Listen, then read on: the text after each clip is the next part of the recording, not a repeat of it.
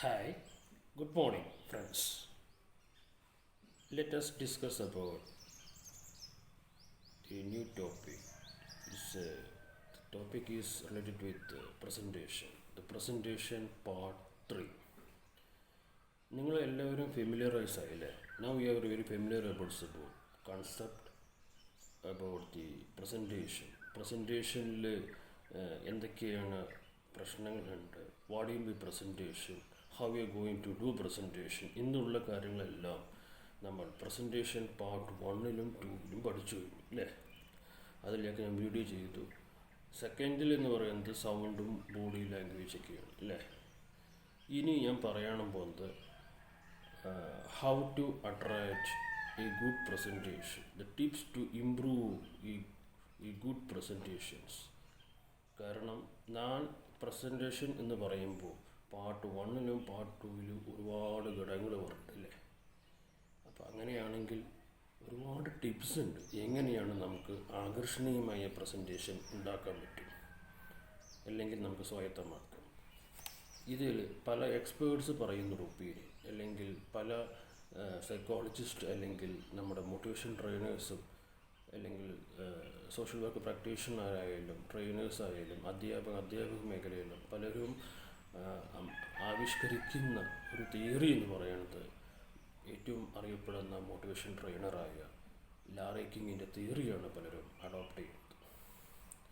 അദ്ദേഹം പറയുന്ന പോയിന്റുകൾ 20 പോയിന്റുകളെന്നാണ് പറയുന്നത്. ആ 20 പോയിന്റുകൾ നിങ്ങൾ പ്രാക്ടീസ് ചെയ്തെങ്കിൽ definitely you will become a master in the motivation trainer. First point എന്ന് പറയുന്നത് transform nervous energy into enthusiasm. അതായത് നമുക്ക് ആദ്യമായിട്ടൊരു പ്രസൻറ്റേഷൻ കിട്ടുമ്പോൾ സ്വാഭാവികമായിട്ട് ഞാനോ നിങ്ങളോ എല്ലാവർക്കും ഉണ്ടാകുന്ന ഒരു ആശയക്കുഴപ്പമാണ് പിരിമുറുക്കലുണ്ടാകും. ആ പിരിമുറുക്കൾ നിങ്ങൾ കൺട്രോൾ ചെയ്യുകയും നിങ്ങൾ അതിനെ സന്തുലിതാവസ്ഥയിലേക്ക് കൊണ്ടുവരികയും അതിനെ ബാലൻസ് ചെയ്യുകയും മാത്രമാണ് അദ്ദേഹം പറഞ്ഞിരിക്കുന്നത്. അതിനെ മനസ്സിലാക്കുക, അതിനെ തിരിച്ചറിയുക. Okay. Second one is attend others presentation. Because we are not familiar about the presentation, what do you mean? So best thing is that you need to attend others presentation.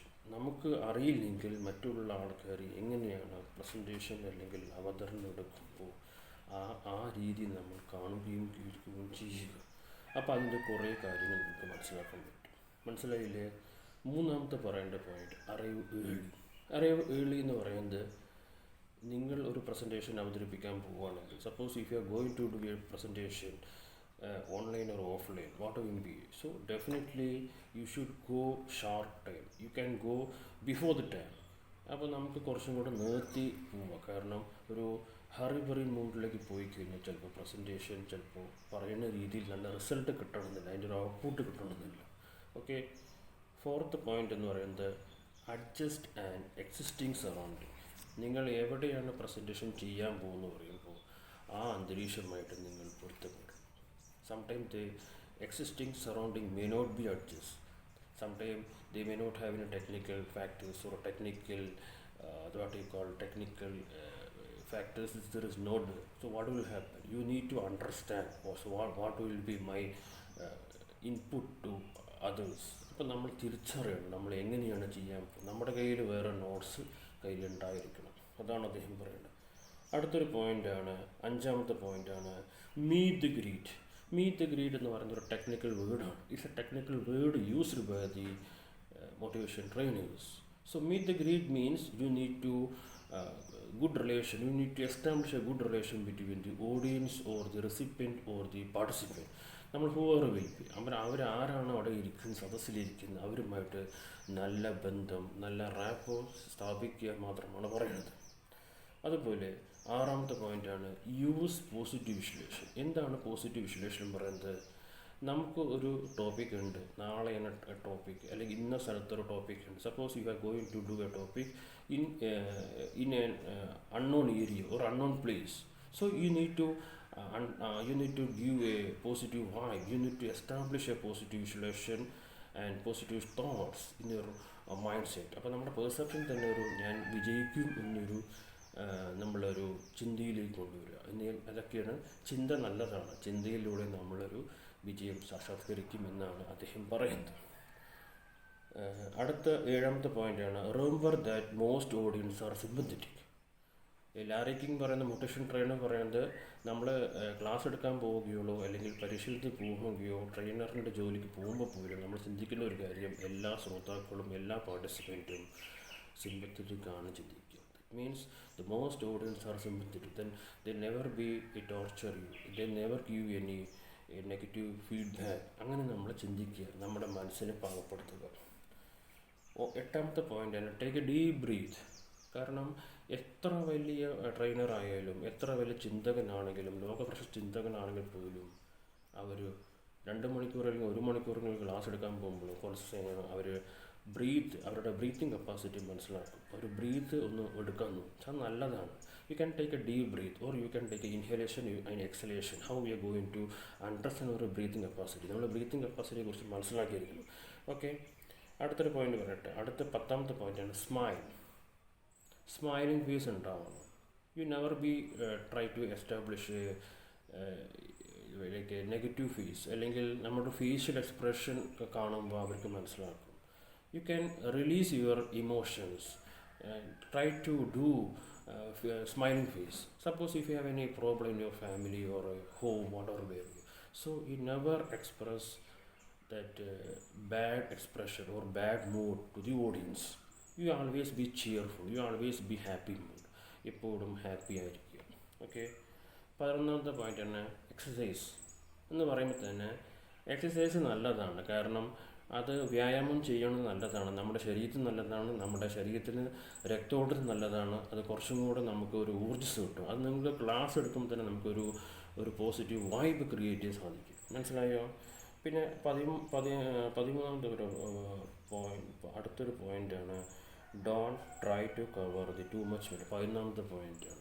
അപ്പോൾ നമ്മളൊരു ക്ലാസ് എടുക്കാൻ പോകുന്നു, ഒരു ടോപ്പിക്കിനെ കുറിച്ച് class എടുക്കാൻ പോകുന്നു. ആ ടോപ്പിക്കിനെ കുറിച്ച് ബിയോണ്ട് ടോപ്പിക്ക് നമുക്ക് പറയേണ്ട ആവശ്യമില്ല. ആ ടോപ്പിക്കിൻ്റെ കണ്ടന്റ് മാത്രം മനസ്സിലാക്കുന്നു. അറിയില്ലെങ്കിൽ അറിയില്ല എന്ന് പറയും, അത്രേ ഉള്ളൂ കാര്യങ്ങൾ കേട്ടോ.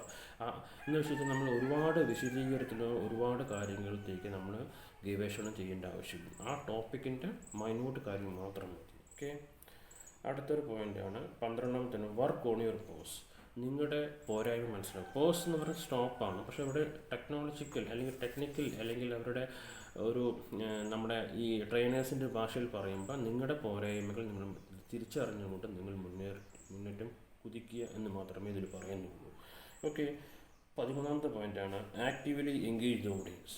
ലാരി കിങ് പറയുന്ന ഒരു മെത്തേഡാണ്, ടിപ്സാണ്.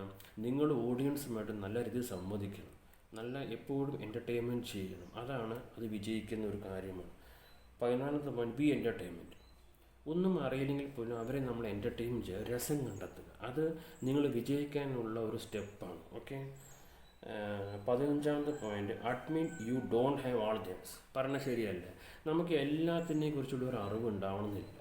അറിയില്ലെങ്കിൽ അറിയില്ല എന്ന് തുറന്ന് പറയും. അറിയുമെന്ന് പറഞ്ഞിട്ട് അതിന് ആൻസേഴ്സും ക്വസ്റ്റ്യൻസിനും പല ചോദ്യങ്ങളും ഉപചോദ്യങ്ങളും ചോദിക്കുന്നു, അല്ലെങ്കിൽ ബുദ്ധിമുട്ടും.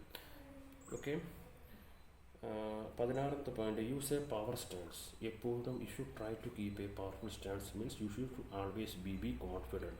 So whatever you going to do a presentation in front of audience, you should always be cheerful and happy mood. Okay, thank U.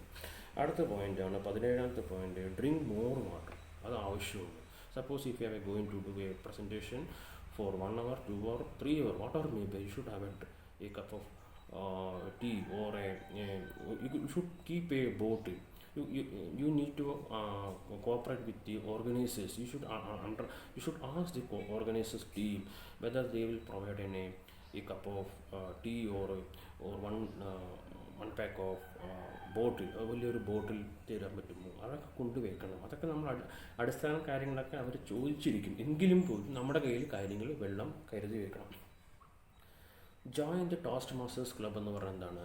നിങ്ങൾക്ക് എന്തെങ്കിലും ഭാഷാപരമായിട്ട് എന്തെങ്കിലും പ്രോബ്ലം ഉണ്ടെങ്കിൽ what will do, you can try to cooperate or try join with the Toastmasters club. You can improve the vocabulary or linguistic ability. This is very good.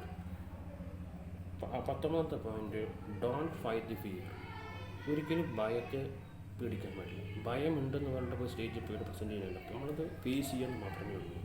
Last point, engage the ഓഡിയൻസിനെ സംബന്ധിക്കുക. ഇത്രയും പോയിൻറ്റ്സാണ് ലാരിക്കും പറയുന്ന കാര്യങ്ങൾ. ഈ പറയുന്ന 20 points നിങ്ങൾ practice ചെയ്യുകയാണെങ്കിൽ definitely you will become a master in the public speaker and also a motivation trainer. You will become a wonderful future. Thank you once again.